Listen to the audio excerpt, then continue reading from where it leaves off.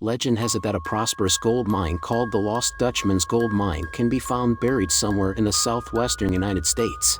The prevailing consensus is that the location is in the Superstition Mountains, which are located east of Phoenix, Arizona, and close to Apache Junction. Various tales have been told about how to locate the mine, and each year, individuals look for the mine. Sadly, some have passed away during the search. Jakob Waltz, a German immigrant who allegedly discovered the mine in the 19th century and kept its location a secret, is honored with the naming of the mine in his honor. A German was frequently referred to as a Dutchman in American English. The Lost Dutchman's Mine is widely considered to be the most renowned abandoned mine in the annals of American history. Byrd Granger, a place name expert from Arizona, wrote in 1977 that the story of the Lost Dutchman had been printed or cited at least 6 times more frequently than 2 other fairly well-known tales, namely the story of Captain Kidd's lost treasure and the story of the Lost Pegleg mine in California. Both of these other tales take place in the United States. At the very least, people have been looking for the Lost Dutchman's mine since 1892, and one estimate is that 9,000 individuals each year make at least some attempt to find the mine. Robert K. Corbin, who served as Attorney General of Arizona in the past, is one of the people who has looked for the mine. Additional mines belonging to the Lost Dutchman. According to Robert Blair stated, at least 4 fabled Lost Dutchman's gold mines in the American West, one of which was the famed Superstition Mine of Jakob Waltz. It is stated that one Lost Dutchman's mine can be found in the state of Colorado, another in the state of California, and 2 in the state of Arizona. At the very least, accounts of these additional Lost Dutchman's mines may be traced back to the 1870s. A Dutchman was said to have been discovered dead in the desert near Wickenburg in the 1870s alongside saddlebags filled with gold. This location is approximately 180 kilometers, 110 miles, northwest of the Superstition Mountains in Arizona. The earliest Lost Dutchman's mine in Arizona was said to have been near Wickenburg. Blair hypothesized that bits and pieces of this mythology have maybe become connected to the fabled mine of Jakob Waltz. Legends about the mine. Granger stated in his writing that truth and fiction merge in the narratives, but he also mentioned that the story has 3 primary components. They are, first, tales of the lost Apache gold or Dr. Thorne's mine, second, tales about the Lost Dutchman's, and, third, stories of the soldier's lost gold vein. The most complete version of the Lost Dutchman story incorporates all 3 legends. Citation needed, they are, first, tales of the lost Apache gold or Dr.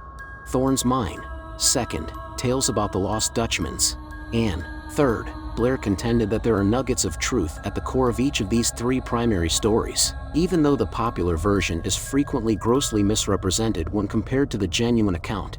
There is also the possibility that the mine is buried at the bottom of either Apache or Roosevelt Lake, as suggested by other hypotheses. Granger found 62 different versions of the story of the Lost Dutchman in 1977. While some of the variances are rather insignificant, others are significant and present the tale in a different light compared to the other versions. The reality concerning Dr. Thorne. The fact that, according to Blair, there was never any Dr.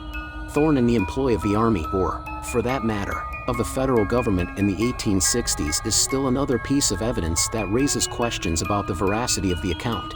According to Blair, this tale may be traced back to a physician by the name of Thorne who was engaged in private practice in the state of New Mexico during the 1860s. Thorne asserted that he was kidnapped by Navajos in the year 1854 and that while he was in their custody, he came across a particularly wealthy gold mine. Approximately in the year 1858, Thorne told 3 American soldiers about his accusations. The 3 soldiers started in search of gold but were ultimately unsuccessful in their mission. Over several decades, this story was slowly integrated into the one about the Lost Dutchman. The narrative of the Lost Dutchman. Jakob Waltz and Jakob Weiser are the names of 2 German men who are involved in this story. Blair, on the other hand, stated that there is a good possibility that there was never a second man named Weiser, but rather that over the years, as the tale of the Dutchman's mine expanded, a single individual named Waltz was, over time, made into 2 persons as a result of the story being told. According to Blair, there are two sides to this story. The Hawk version, in which the Germans are depicted as acting forcefully, and the Dove version, in which the Germans are depicted as acting calmly. Jakob Waltz finds a prosperous gold mine in the Superstition Mountains. According to the majority of retellings of the event, in many versions of the story, they rescue or help a member of the Peralta family and are rewarded by being told the location of the mine. Waltz is ambushed and wounded by raiding Apaches, but he manages to notify a physician named Dr. Walker about the mine despite surviving long enough to be assaulted and wounded by Apaches. It is also said that Waltz will confess to Julia Thomas while he is on his deathbed and that he will sketch or explain a rudimentary map of the gold mine. In his book Dutchman's Lost Ledge of Gold, 1990, John D. Wilburn wrote that the Bulldog Gold Mine near Goldfield, Arizona, fits extremely well the description that Jakob Waltz gave as the location of his lost mine. John D. Wilburn's book is titled Dutchman's Lost Ledge of Gold. In addition, Wilburn noted that geology suggests there is no gold in the Superstition Mountains, which are composed of igneous rock and were formed millions of years ago. Additional searches in the area of the mine.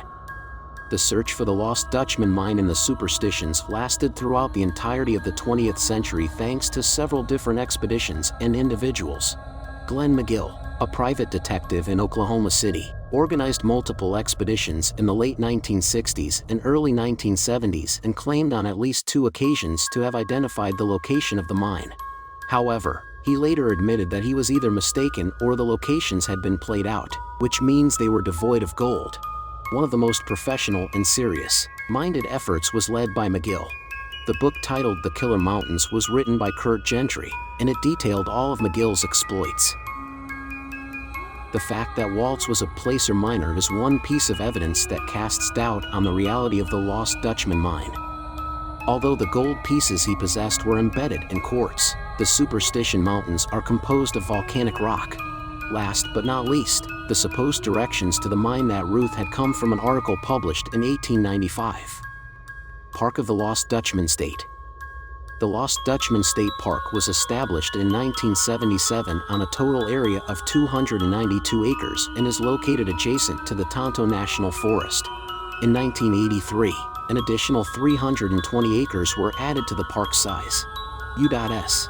Highway 60, sometimes known as the Superstition Freeway, is just approximately 40 miles to the east of Phoenix and is quite easy to get to. Activities such as hiking and camping are quite popular. There are a few different routes that can be taken via the cacti and bush.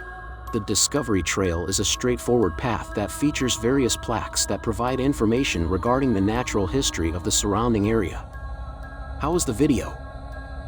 Do you like it? Post your precious feedback in our comments section below and don't forget to subscribe to our YouTube channel.